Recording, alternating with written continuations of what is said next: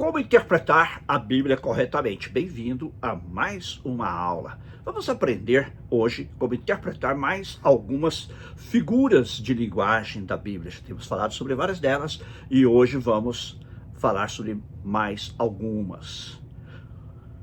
Uma das principais figuras de linguagem utilizadas na Bíblia são as chamadas perguntas retóricas. O que são? São perguntas que não esperam resposta, mas antes são a afirmação de uma verdade. Ou seja, embora seja feito em termos de uma pergunta, o que está se procurando, na verdade, fazer é uma afirmação. Você está afirmando uma verdade. Jesus era mestre nisso. Ele usou várias perguntas retóricas. Vamos ver um exemplo do próprio Senhor Jesus? Pega a sua Bíblia, Lucas 22, 48. Se você tem aí, abra comigo em Lucas 22, 48. Que diz assim: Jesus falando com Judas, ele lhe pergunta: Judas, com um beijo, traz o Filho do Homem? Judas, com um beijo, você está traindo o Filho do Homem? É óbvio que aqui não é uma pergunta para saber a informação, porque Jesus já sabia. Evidentemente, Judas estava ali, se aproximou dele para o beijar. Então ele fez uma pergunta retórica, cuja resposta é óbvia. Então é uma pergunta apenas que serve como a afirmação de um fato. Ela não busca uma informação, mas ela afirma um fato, ela afirma uma verdade, ok? Vamos ver outro exemplo, Romanos capítulo 8, versículos 33 a 34. Romanos 8, 33 a 34. Se você tem sua Bíblia, siga comigo aí. Hoje estou usando uma Bíblia eletrônica.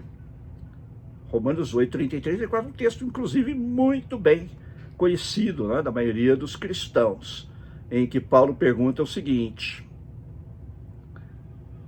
quem intentará acusação contra os eleitos de Deus? Obviamente, a resposta é não. Paulo está, na verdade, afirmando algo, dizendo uma pergunta. O que ele está dizendo é que ninguém poderá intentar acusação contra os eleitos de Deus. E neste caso aqui, ele até dá uma certa resposta, na verdade, um complemento à sua pergunta, em que ele diz: quem tentará acusação contra os eleitos de Deus? É Deus quem os justifica. E no versículo seguinte, Romanos 8, 34, ele faz outra pergunta: quem os condenará? É óbvio que também é uma pergunta retórica, porque a resposta óbvia é não. E ele também faz um complemento dizendo: quem os condenará? É Cristo Jesus, quem morreu, ou antes, quem ressuscitou, o qual está à direita de Deus e também intercede por nós. E no versículo 35, Paulo faz outra pergunta: quem nos separará do amor de Cristo? A resposta é nada nem ninguém. E ele vai dar uma série de exemplos de pessoas, seres espirituais e coisas que não podem nos separar do amor de Deus. Então a pergunta retórica tem exatamente esta função. Sua função é demonstrar uma verdade. Como eu disse, Jesus era mestre. Às vezes chegavam os fariseus ou saduceus para Jesus e faziam alguma pergunta a ele, como aquele fariseu, escriba, né, o professor da lei, o intérprete da lei, que lhe perguntou, né, algo sobre o maior mandamento, né, o que fazer para dar a vida eterna, e Jesus lhe respondeu: o que você lê, o que está escrito. Na verdade, é também uma forma de pergunta, né, retórica, porque a resposta ele já sabia, tanto é que ele a enunciou. Ele diz assim: amarás o Senhor teu Deus de todo o teu coração, toda a tua alma, todo o teu entendimento. Esta é a maior mandamento. E amarás o teu próximo como a ti mesmo, não é? Que é, segundo Jesus, segundo o maior mandamento. Então, ele sabia a resposta. Então, a pergunta foi uma pergunta retórica para fazer pensar numa realidade. E, como eu disse, em várias outras ocasiões também, Jesus se viu confrontado por fariseus, saduceus, e ele às vezes perguntava assim: o que está escrito? Porque a resposta era óbvia, eles já sabiam a resposta, embora não quisesse concordar com ela. Okay? Então temos aqui o significado de perguntas retóricas. Vamos a outra figura de linguagem igualmente importante. Prepare-se para essa, porque essa é muito conhecida nossa. Nós agora vamos falar sobre outra figura de linguagem, que é o símbolo. O que é o símbolo? O símbolo é um objeto, animal ou coisa que representa um conceito. Então, nós vamos ver agora alguns exemplos que se encontram na Bíblia. A gente não vai mencionar nenhuma passagem bíblica, porque creio não se fazer necessário neste caso. Então, nós temos alguns símbolos, alguns exemplos de símbolos. O primeiro é leão. Leão simboliza majestade real.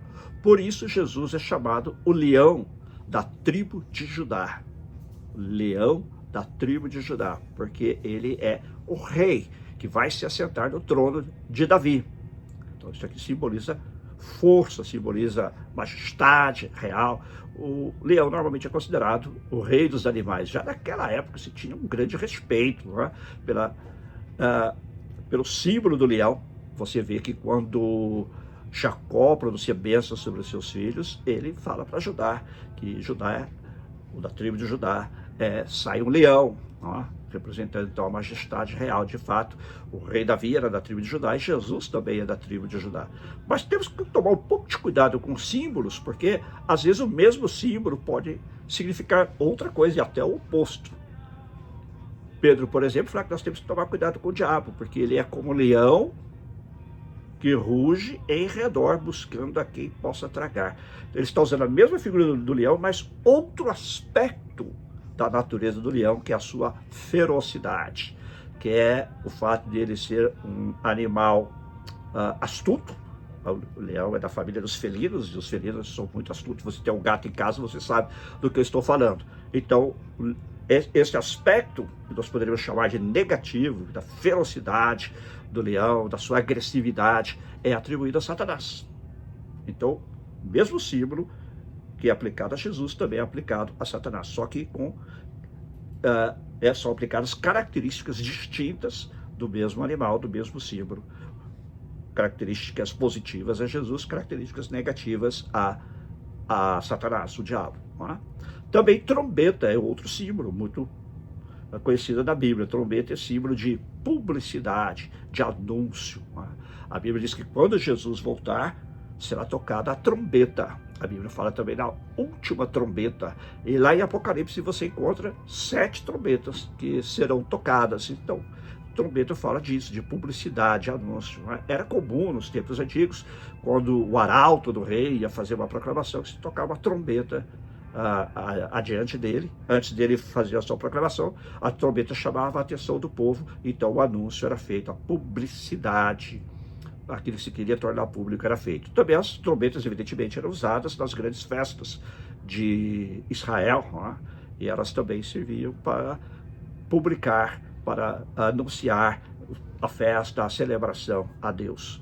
Outro símbolo muito conhecido, ovelhas. Né? Ovelhas simbolizam os filhos do reino. A ovelha tem algumas características que devem ser características daqueles que são cidadãos do reino, dos seguidores de Jesus. Ovelhas são mansas, são ternas, ovelhas também são dependentes. A ovelha, dizem alguns, é o único animal que não sabe se defender. Ele não tem o instinto de defesa. Enquanto os outros animais têm instinto de defesa, dizem que a ovelha não. Por isso que Jesus falou que nós precisamos ser guardados pelo bom pastor, que é ele mesmo. Então, ovelhas são símbolo dos filhos do reino, daqueles que fazem parte do reino de Deus. Por outro lado, outro animal, lobos, que representam os maus, representam os falsos profetas, representam os hereges, e representam os maus que querem enganar as ovelhas. Inclusive, é dever dos pastores, dos líderes das igrejas cristãs, advertir seus membros contra falsos pastores, contra falsos mestres, contra lobos, que Jesus diz que entram no rebanho, entram no aprisco vestidos com pele de ovelha. Às vezes tem gente que não gosta, que se fale desse ou daquele grupo, daquele outro herege, ou heresia, ou seita. É preciso falar, porque o próprio Jesus nos advertiu para isso, e Paulo também, lá em Atos 28, fala também que haverá pessoas que entrarão no rebanho como lobos, tentando arrebatar as ovelhas. Né? E, como eu disse, há muitos símbolos, mas vamos ao último símbolo hoje, que é chave. Chave representa autoridade. Jesus, por exemplo, tem a chave. Tá? Ele tem a chave da morte e do inferno. Tá? Ele tem a chave, ou seja, ele tem a autoridade. Tá?